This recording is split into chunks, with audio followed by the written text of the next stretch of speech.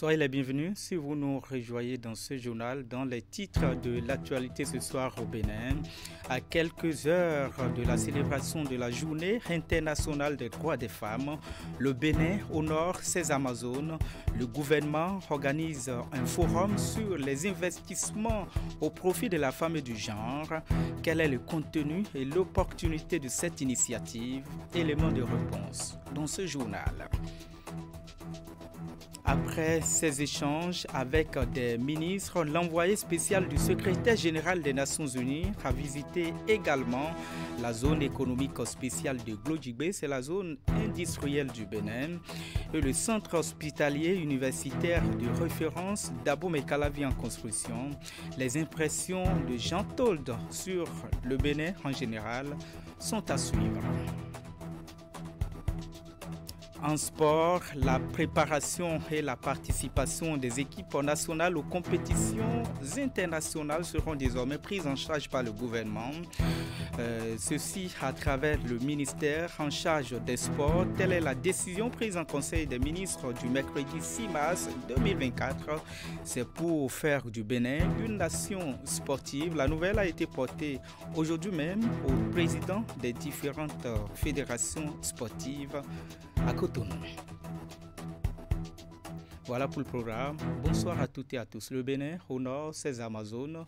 À quelques heures de la célébration de la journée à elle dédiée, le gouvernement organise un forum national sur l'investissement au profit de la femme et du genre.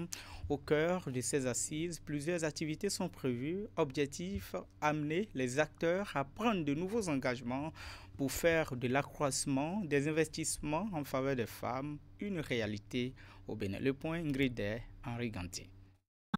Ce grand rendez-vous dédié aux Amazones du Bénin a mobilisé dans ce décor bleu royal du Palais des Congrès plusieurs membres du gouvernement, des cadres à divers niveaux avec à leur côté des partenaires techniques et financiers. Organisés en lieu et place des manifestations festives marquant la Journée internationale des droits des femmes, ce forum national sur les investissements au profit de la femme et du genre vient lancer les réflexions pour corriger les imperfections qui résistent aux réformes en cours. Ceci pour offrir un environnement plus sécurisé et épanouissant à la femme béninoise. Le thème de la célébration de la Journée internationale de la femme pour cette année est investir en faveur des femmes, accélérer le rythme. Le besoin d'accélérer le rythme provient du fait que le monde est en état d'urgence. Investir dans les femmes en allant encore plus vite est devenu un impératif. Et cet investissement doit toucher plusieurs domaines. Des pas de géant ont été effectués au Bénin au plan législatif, institutionnel, d'allocation de ressources, de participation des femmes à la gouvernance.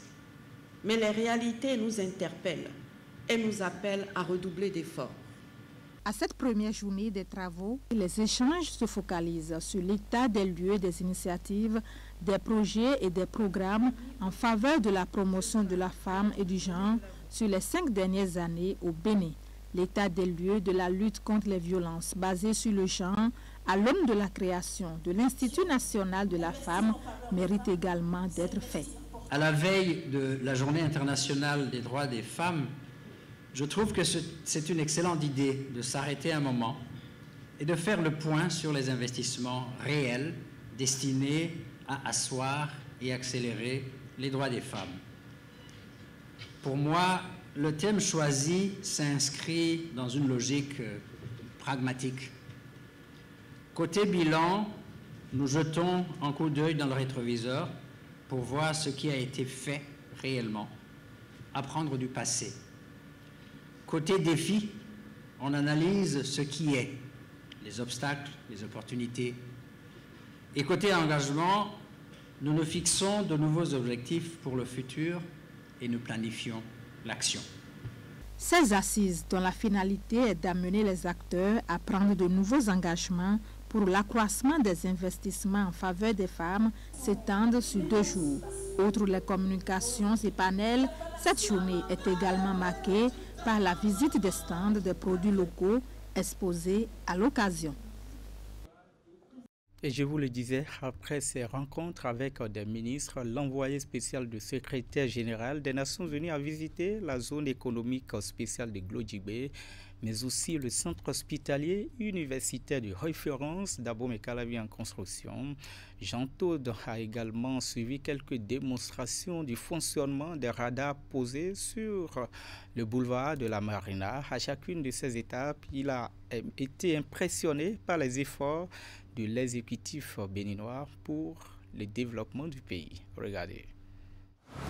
Sur le boulevard de la Marina, mercredi matin, l'envoyé spécial du secrétaire général des Nations Unies s'imprègne du fonctionnement des radars pilotés par les éléments de la police républicaine.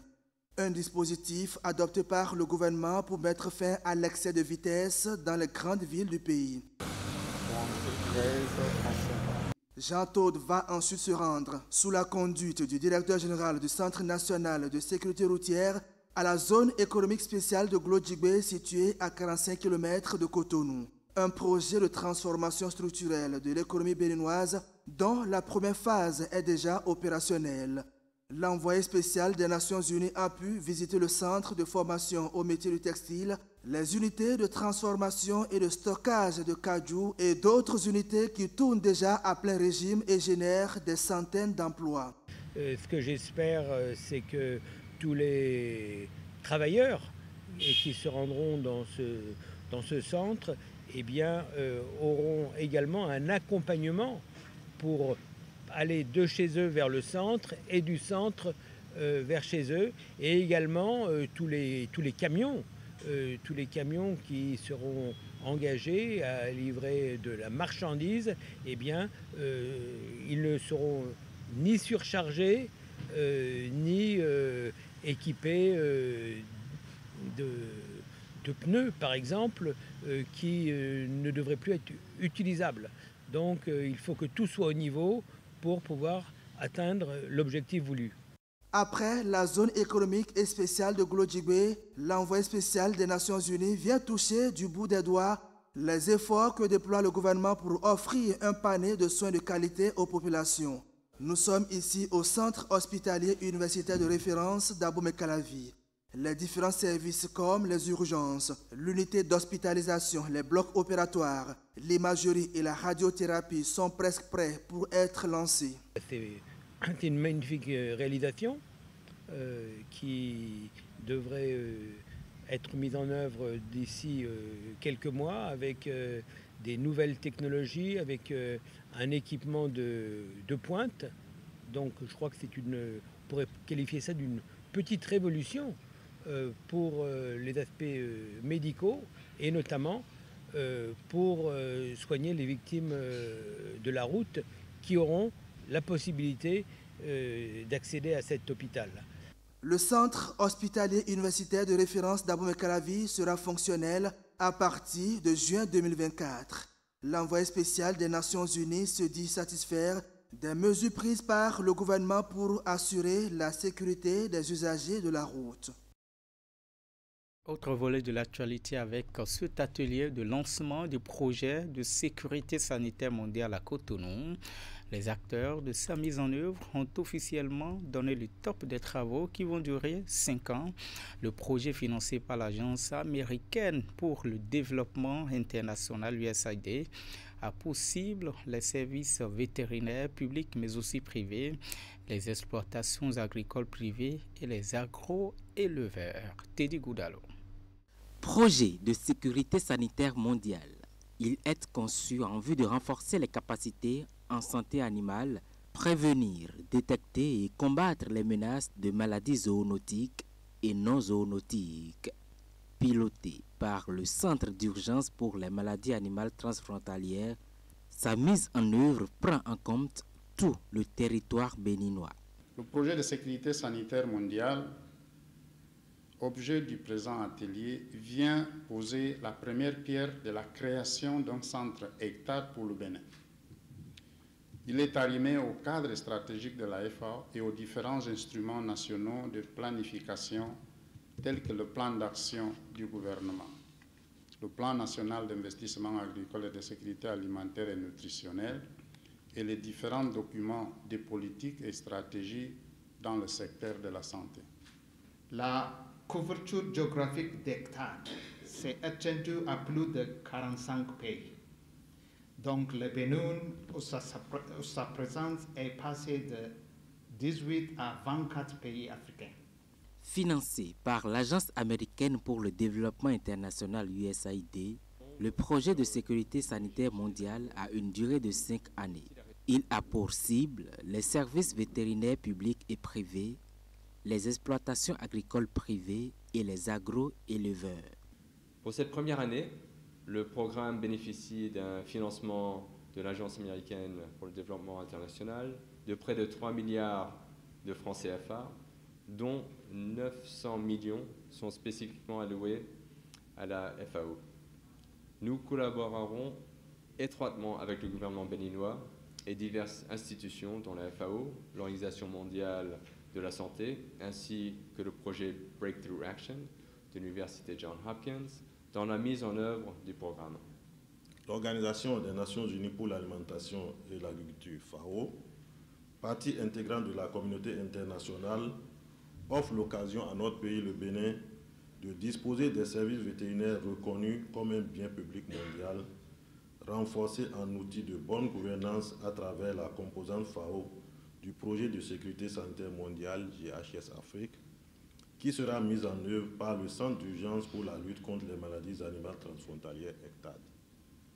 Je me réjouis de l'esprit de partenariat entre le Bénin et la FAO et vous en remercie au nom de la République. Cette cérémonie de lancement est consacrée à la présentation de 4 communications, dont l'une porte sur la thématique « Services vétérinaires du Bénin face aux défis de la sécurité sanitaire mondiale ».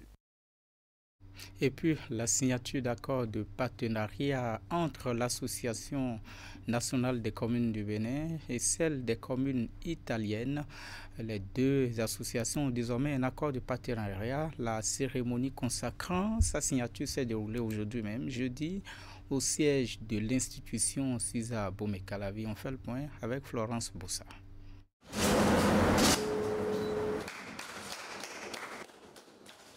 C'est l'acte qui consacre l'engagement entre l'Association nationale des communes du Bénin et celle des communes italiennes à bâtir ensemble un avenir meilleur basé sur les valeurs fondamentales. La signature de cet accord d'amitié et de partenariat entre ces deux communautés va permettre le renforcement des liens humains et la célébration des diversités qui enrichissent les deux parties. On est arrivé à signer aujourd'hui le pas d'amitié. C'est-à-dire que c'est le début, parce que les vrais, il va venir dans les jours à venir. Après, il faut se coordonner. Avant, il n'était pas trop de relations entre l'Italie et l'Afrique, et surtout le Bénin. Donc c'est grâce au travail aussi du président Talon, son Excellence du gouvernement, au-dessous de l'ambassadeur à Rome. Je suis vraiment contente qu'on va signer ce pacte d'amitié parce que ça nous aide encore de plus à unir les liens et surtout à partager les valeurs de la coopération. Grâce au partenariat entre l'ANCB, le consulat du Bénin à Naples, la fêtière des communes du Bénin a bénéficié de la construction de plusieurs salles de classe et bien d'autres actions dans certaines communes du Bénin. Nous sommes conscients que la construction d'une amitié solide nécessite des actions concrètes. Ainsi, les parties s'engagent à mettre en commun leurs compétences. Nous envisageons la réalisation d'initiatives concrètes dans plusieurs villes de nos deux pays, favorisant ainsi la connaissance mutuelle, la coopération décentralisée et la création d'une plateforme virtuelle pour l'échange d'informations et de projets. En marge à la signature de cet accord, la délégation italienne a procédé dans la commune de Zé à l'inauguration d'un module de 3 salles de classe composées de bureaux et magasins construits dans le cadre du partenariat stratégique entre la NCB et le consulat. Le conseil d'administration de l'Union nationale des agriculteurs professionnels du Bénin, UNAP Bénin, change de main après le renouvellement des membres et l'élection du nouveau président. La nouvelle administration a pris fonction, c'était mardi à la faveur d'une cérémonie de passation de charge au siège de l'Union 6 à Bomekalawi.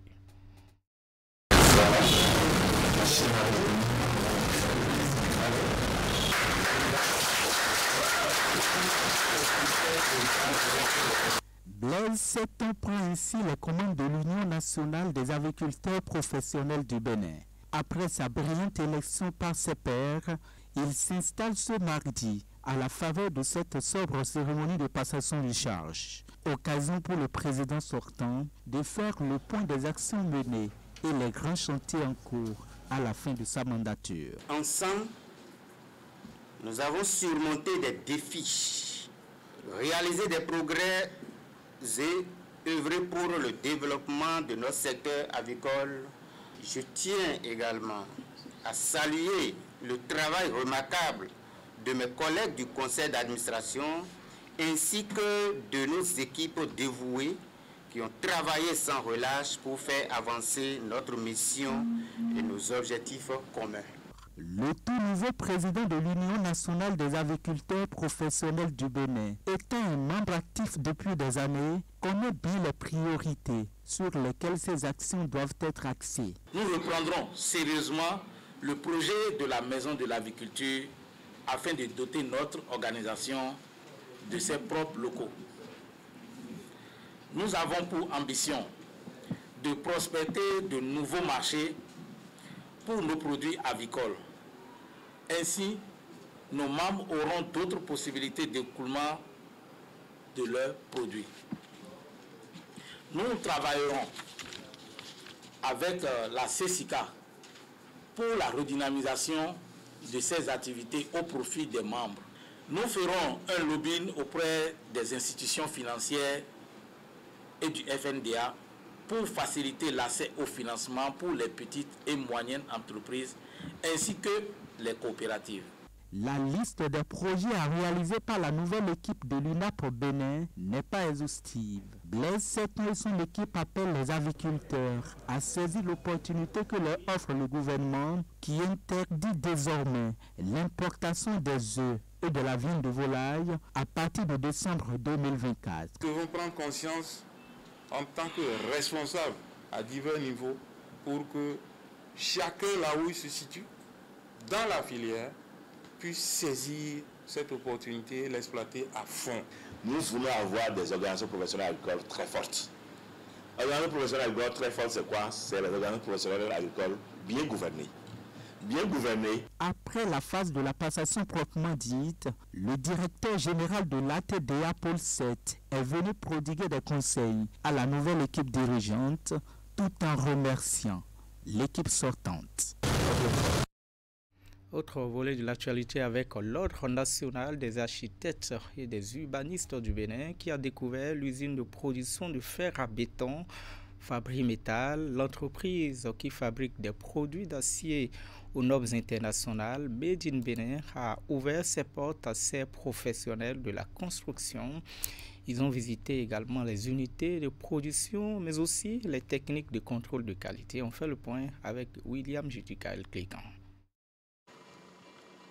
La visite commence à l'unité de laminage à froid. Au cœur de l'usine de Fabri Metal, les architectes et urbanistes ont ensuite découvert en direct la production de fer à béton dans l'unité de laminage à chaud. S'en suivra la visite des laboratoires. Après la production, ils ont découvert comment nous trions la ferraille pour nous rassurer qu'il n'y a que le fer qui soit fondu. Ils ont découvert également nos processus de contrôle une fois au laboratoire chimique où ils ont vu comment est-ce que nous rassurons que les billettes de fer qui vont servir à la production du fer sont produites conformément aux normes internationales et que c'est vraiment du fer pur qui va sortir le fer à béton. Les architectes et urbanistes venus en visite à Fabri Metal sont impressionnés par le mode de production basé sur le recyclage de la ferraille comme matière première. Tout en félicitant la qualité de l'investissement, ils apprécient à juste valeur le dispositif de détermination de la force et des caractéristiques physiques du fer produit sur place. Nous, les grands utilisateurs de ce fer à béton, vous remarquez en même temps notre joie. Nous avons l'un des matériaux principaux de nos grosses œuvres qui est là actuellement chez nous parce que le passé récent nous renseigne qu'il y a des moments où des grands chantiers, ici dans notre pays, les grands chantiers ont manqué de fer à béton, d'une certaine nomenclature. Et ces chantiers ont connu des retards. Ce qui a été intéressant, c'est que nous avons pu noter que vous avez des structures de contrôle de la qualité de ce que vous produisez, qui vous permettent d'améliorer donc, ce matériau, la consistance de la qualité de ce matériau. Bon, ce qui n'est pas évident dans toutes les usines de production de fer. Lorsqu'on essaie de tordre ce fer, on se rend compte, et je l'ai vérifié personnellement, qu'il n'y a pas eu de défaut donc après la torsion. Et c'est ce qu'on cherche. Les entreprises conseillent tous ceux qui veulent utiliser ce fer-là pour venir à Fabri Métal. Industrie novatrice, produisant du fer à béton et assimilé aux normes internationales Made in Bénin en quantité, Fabri Métal a révolutionné le marché local avec des coûts compétitifs. Aujourd'hui, on n'a jamais eu une plainte au Bénin depuis 1 an sur un bar de fer à cause de la qualité. Alors c'est quelque chose qu'on maîtrise très bien et on voulait bien que l'ordre se déplace et le voir. Alors on est vraiment très contents aujourd'hui que l'architecte ils sont là, le président, pour constater qu'est-ce qu'on a ici. Fabri Métal, c'est 400 emplois directs et plusieurs emplois indirects. L'entreprise salue la volonté politique du Bénin à travers l'interdiction de l'exportation de la ferraille, matière première de cette industrie.